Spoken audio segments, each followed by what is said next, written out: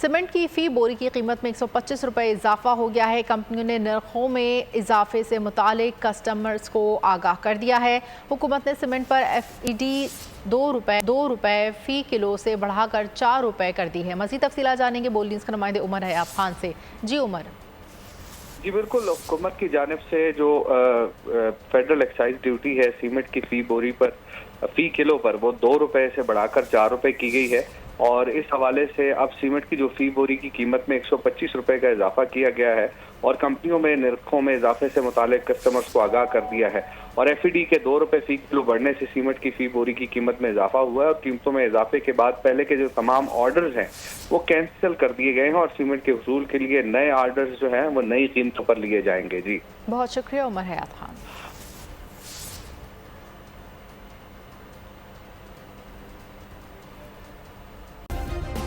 Subscribe करें और bell दबाएं ताकि कोई खबर रह न जाए।